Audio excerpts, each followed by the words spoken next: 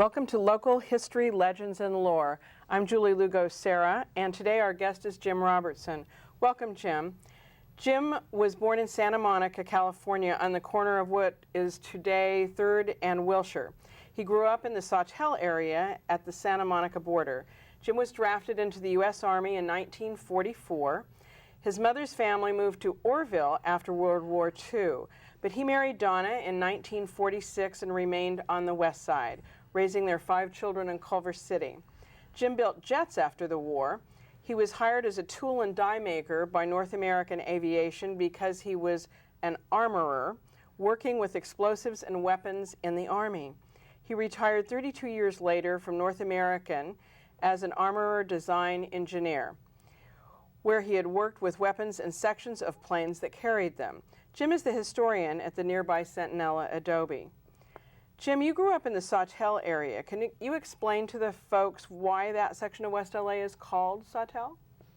Yes, the United States government was looking for a place where they could build hospital grounds and treat veterans from various wars, the Spanish-American War and World War I, eventually World War II, and so on. And that land still belongs to the U.S. government up there in Sawtell. Okay, and who was Sawtell? You can see it on the map right there.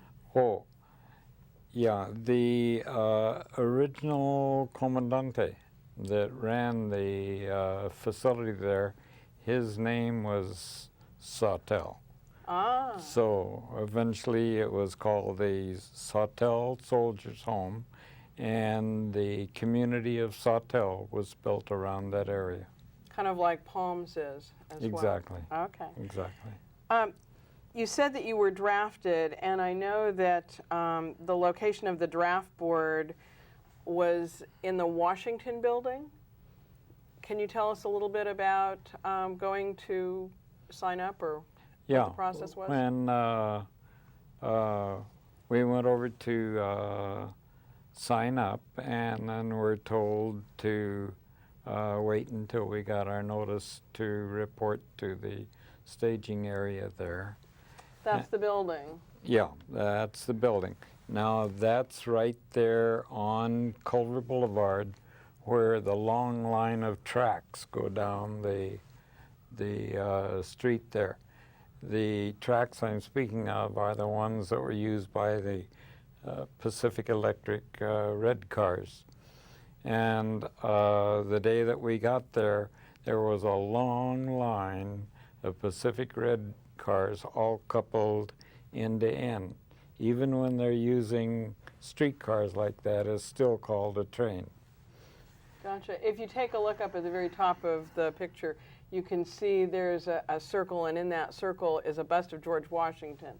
And rarely do people even notice that. That's a building that was built in the 1920s by one of Harry Culver's associates. His name was Charles Lindblade. In fact, there's a street in Culver City named for him.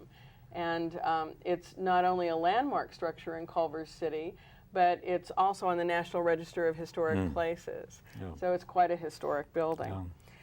We talked about your mother's family moving, but I understand they were here from a very early time. Can you tell us a little bit about the family? Yeah, our family, the early settlers came in 1902, and they had come from Kansas and had been working for the Atchison, Topeka, and Santa Fe Railroad in Kansas. Atchison, Topeka, and Santa Fe Railroad was moving much of their facility out to the West Coast. So they came in and did they go to work for the Atchison, Topeka, and Santa Fe folks here? Yeah, that's what they did, and it was shortly after that, Atchison, Topeka, and Santa Fe, and the other railroad companies that had lines in Los Angeles sold all their inlaid tracks in that side of town to the Pacific Electric Company. Terrific. Now, we have on the monitor now a photo of the incredible map that you put together. Can you tell us what prompted you to do this map? Well, just the fact that growing up in this area was always very interesting to me, to learn as much as I could about it.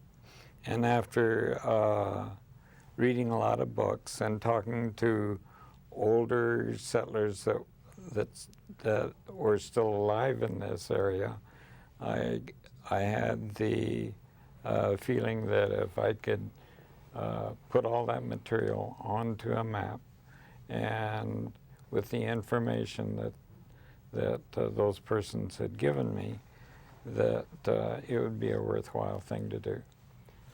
There are 4 quadrants to the map, as I understand it, and maybe you can kind of walk us through it a little bit and tell us the basis for the map. What did you use?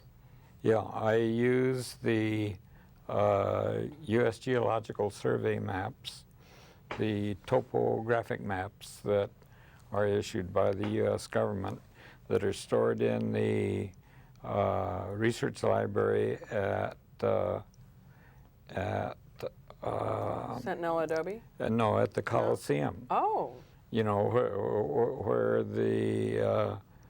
where the museum and the Coliseum are up. The Natural History Museum. Right. The Natural History Museum has a complete collection of those topo maps there.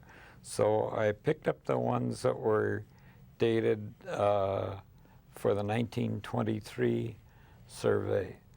And so the basis is that early. So all of the points of interest were there in 1923? Yeah. And the reason there are 4 maps involved, Culver City, I wanted it to be in the middle of my map. So I borrowed the 4 corners off of the 4 maps that I had and put those corners together. And you can see the map coordinates on the map and see where the junction takes place. I see. There are some little dots in the lower right-hand corner that seem, I couldn't quite understand what they were. Can you tell me what it was? Yeah, okay. Back at the time that these geological maps or topographical maps were made, the engineers drew the individual houses directly on the face of the map. And wherever you see just a single square sitting there all by itself, that is a single house sitting there. If you see an elongated black line, that is a series of houses that have no empty lots beside them. That's a straight row of houses along on the street there. Now, if you'll look at some of the areas, particularly where the high schools are shown, you will see that it has the true outline of the building, all the corner shapes and the L shapes, so on, so forth, like that. Now, nowadays, on the newer maps, this is never done because it takes so much time. And what they do to show residential areas is to color the map in a pink tone. So all your new topo maps are made that way. Life was simpler, I guess, in 1923, so they had more time to work on that. Most people probably know that Culver City was carved from parts of 2 ranchos, Rancho La Bayona and Rancho Rincón de los Bueyes. Rancho La Bayona was founded by the Machado brothers, Agustin and Ignacio Machado, and the father and son Felipe and Tomas Talamantes. Can you tell me a little bit about the relationship of the Centinela adobe to the Machado family? Okay, the Centinela adobe was built by the descendants of Ignacio. Who is the fellow sitting on the right? That right there? Yes. Okay. He's there with one of his sons, I think. Yes. Mm-hmm. Okay, and Ignacio Machado was the brother of Agustin. That's correct. Now, when That's did he establish that area, or why did he move that way? Do you have any idea? Well, that was a place because the Centinela Park, which exists today in Inglewood, it's situated right on the point where the Newport-Inglewood Fault terminates on the north side of Inglewood. Now then, when Ignacio came there originally, there were no structures, and what he was figuring, because there was a series of springs located on that earthquake fault, that it would be a good place for him to settle down and have the advantage of the drinking water for the cattle that he intended to raise and for the plants that he wanted to put on his land. And then didn't he move from the Centinela adobe later on down to the plaza? Yeah. He sold it. What he did, he traded for some land. And I want to hear that story. That's what I'm kind of goading you about. And he also had, in the agreement, he had made an agreement to include a very large keg of wine. I see. So he traded houses and got a barrel of wine in the deal, and that's how he moved to the plaza? Yeah. Okay. All right. One of the things that I know you know a great deal about is the aircraft industry. And I'd like for you to tell us a little bit about the aircraft industry and the impact it had on the development of this area. Yeah. Well, a good way to start that out is to look at an old aerial photograph of the areas around the airport and see the wide open fields with no structures. Now that airport that we're looking at right now, that's the Culver City Airport, isn't it? Yeah, that's correct. Now then, even there you can see in the upper part of that picture, you can see the furrows cut across the ground. That's where the Japanese farmers had their celery fields out there, and those are the trails that they use to go out into the celery fields to pick the celery. I think that people probably don't realize that there was an airport in Culver City itself, and that it started in the 1920s, and it's located in an area which is now Jefferson and Sepulveda and Mesmer, I think, almost to Mesmer. Yes, and I'm trying to think which end of the... Is that Mesmer at the bottom, or is that Jefferson at the bottom? No, the Mesmer is where the hangars were, right there. Okay. Clear up in the upper right-hand corner, that is Slauson there, Okay. And then there was a restaurant located nearby that most of us who grew up in Culver City were really familiar with. It was Yeah. Joe Petrelli's Airport Cafe. Right. And I think most people don't realize that the reason that it was called Joe Petrelli's Airport Cafe was because it was across from the Culver Yeah. City Airport, not Exactly. near LAX. Yeah. So I think that's kind of significant. It's moved back and forth, though, a little bit. And is now George Petrelli's. Yes. Okay, so there were a lot of airports in the area. Mines Field was one that is being shown right now, and that turned into what airport? What is it known as now? This now is, you tell me. LAX. LAX. That's I'm sorry. I know. Right. That was a quiz for Julie, and we'll get that one right. I don't know about Right. anything else. And this is the very first hangar that was constructed there. It is a beautifully built building, and today it's the only building left on that property that was part of the old airport. And what's interesting in this picture, oh, by the way, up where you see the American flag flying on top of the control tower there, that's a mosaic tile dome that's on the top of that.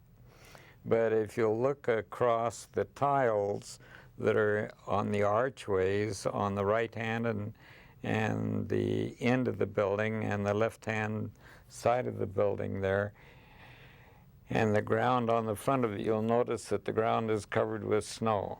It's the snow that occurred in 1930.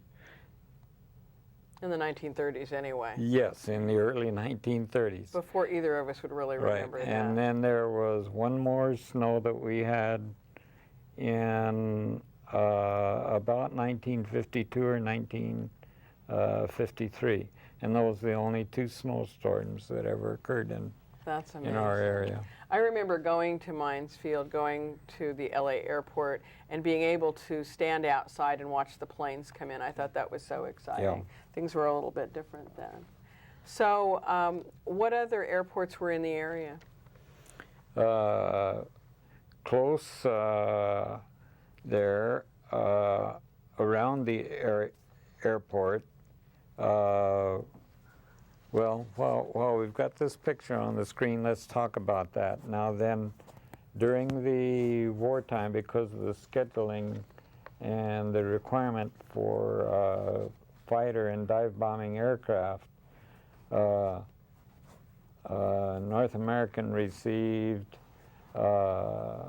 orders from the U.S. government for a production rate to be high enough to where we were finishing up a month or a weekly delivery date of some 84 aircraft, which meant that we had to build one of those Mustang aircraft that you see there. We had to build one of those every 2 hours. So that batch of aircraft that we were just looking at there represents the entire 7 days of the week, which we were working because of the war emergency, 7 days a week, 24 hours a day. And that gives you that number of airplanes for one week's work. So you could build it in 2 hours? Each aircraft was built in 2 hours? We were finishing up an aircraft. No, it would take longer than that. But Oh, okay. for that one to move off the line, They came off every 2 hours. Right. I see. the line continued through Very there good. every 2 hours. Okay. And then on Monday morning, why, the young ladies that had volunteered for the as pilots to fly these aircraft out to the various air bases would all show up. They would get pull their planes out onto the flying field and take off for wherever that particular airplane was bound for and make their deliveries. I had no idea that there were so many lady pilots around until I was doing an article on the local airport, the Culver City Airport, and I was talking to my aunt and found out that she had flown there. Sure. So it's amazing to me that, you know, all of these little things that you don't know about. We also know somebody else pretty close to both of us who flew out of the Culver City Airport. I think it was Fred Machado. Yeah, Yeah. right. That's where he had his good times. Yeah. So what other airports were there around? Okay. Immediately around the airport there,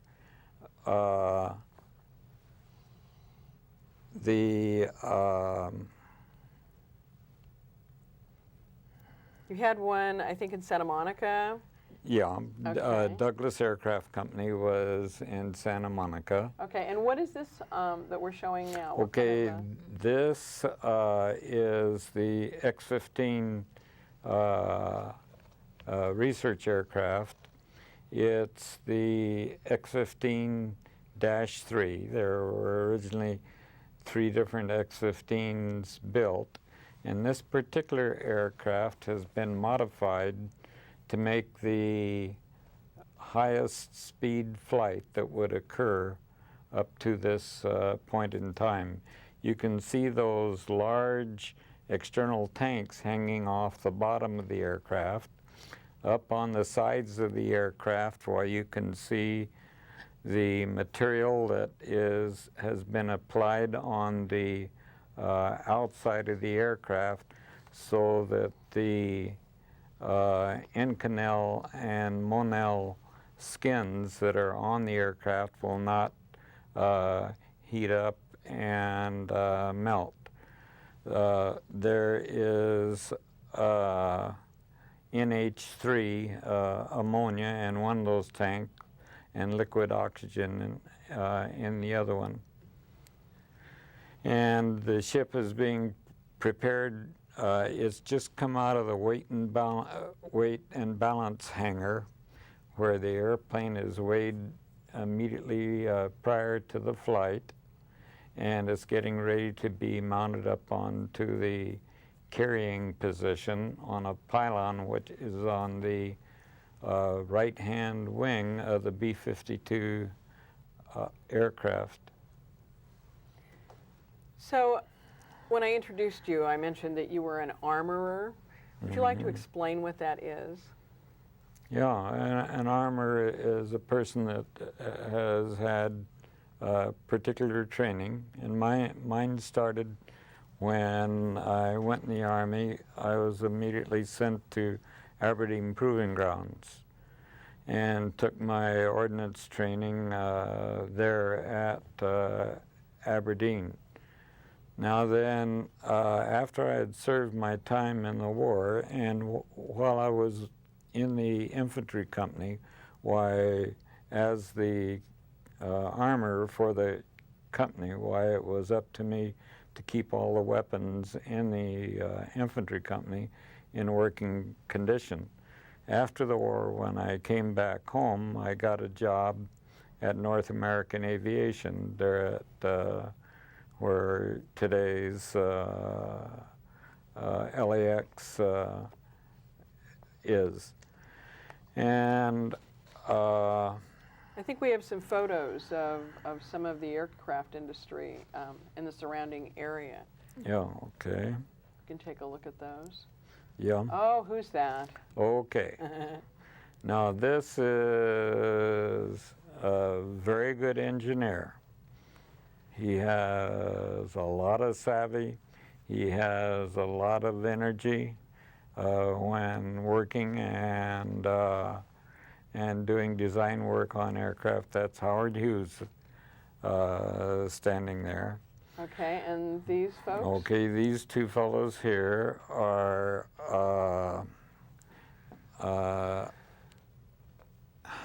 Lee Atwood is on the right side, and the other one is Dutch Kindleberger.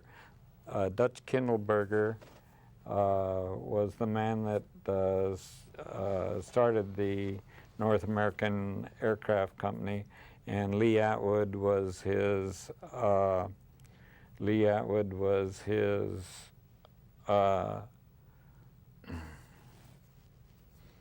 I'm not sure. Okay, can Yeah. you go on? Okay, and this is John Northrop here. Now, the thing that what I want to say is, while we're right here, is that John Northrop, Lee Atwood, and Dutch Kindleberger had all worked for Donald Douglas. Oh, When and Douglas, Donald Douglas made the first aircraft plant out here on the west side. He was in Santa Monica, and then he also acquired property at the end of Culver City at the west end, as I recall. Yeah. This photograph here shows an old abandoned movie studio building, and it's sitting at the place which today is called Douglas Park in Santa Monica. The road that you see off to the front of the building, where the smaller building is sitting there on the street, that road is Wilshire Boulevard there. That's amazing. The closest interchange, or the closest side street back there would be 26th Street is the street that's on one side of Douglas Park. I want to thank you so much, Jim, for being with us today. That was really helpful to me to learn a lot about the aircraft industry and the impact on development in this area. I also want to point out to everyone that this map that you put together was a special map that you put together with your son. And I know that he has passed away since. But he did all the color separations, and you did all of the cartography, as I understand it. Yeah. I'm going to ask you to come back and talk to us again. We're running out of time, but thank you so much for being with us today. Thank you very much.